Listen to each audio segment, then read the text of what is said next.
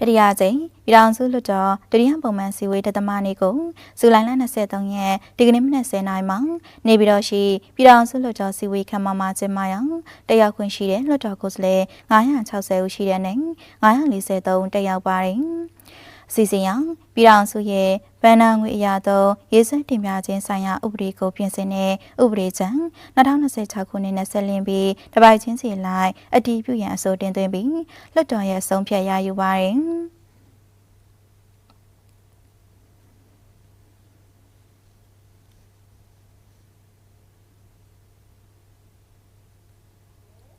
အဲ့ဒီနောက်အထက်ပါဥပဒေချမ်းတရလုံးကိုအတည်ပြုရန်ဗန်နိုင်နှင့်ခွန်ဝန်ကြီးဌာနဒုတိယဝန်ကြီးဒေါ်တန်တန်လင်းကအဆိုတင်သွင်းခဲ့ပြီးလွှတ်တော်ရဲ့အတည်ပြုချက်ရယူပါတယ်။ဆက်လက်ပြီးတိုင်းဒေသကြီးသို့မဟုတ်ပြည်내ရင်ဗန်နာငွေရသောရေးဆွဲတင်သွင်းခြင်းဆိုင်ရာဥပဒေကိုပြင်ဆင်နေ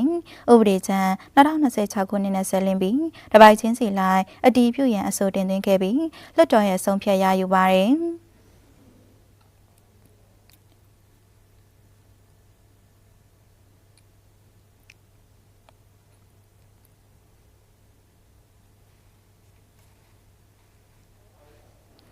အဲဒီနောက်အထက်ပါဥပဒေချမ်းတရလုံးကိုအတည်ပြုရန်ဗန်နိုင်နှင့်ခွန်ဝန်ကြီးဌာနဒုတိယဝန်ကြီးဒေါ်တန်တန်လင်းကအဆိုတင်သွင်းခဲ့ပြီးလွှတ်တော်ရဲ့အတည်ပြုချက်ရယူပါတယ်။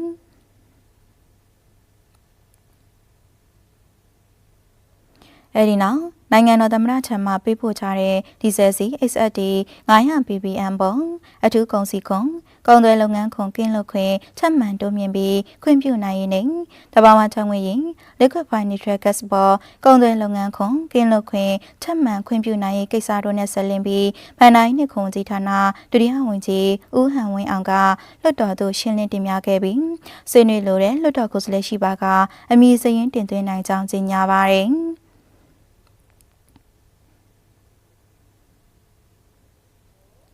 ဒီကနေ့စီဝေးကိုမနက်10:48မိနစ်မှာရနာခဲ့ပြီးအစည်းအဝေး17ရက်မြောက်နေ့ကိုဇူလိုင်လ28ရက်မနက်10:00နာရီမှာဆက်လက်ကျင်းပသွားမှာဖြစ်တယ်လို့သတင်းရရှိပါရှင်။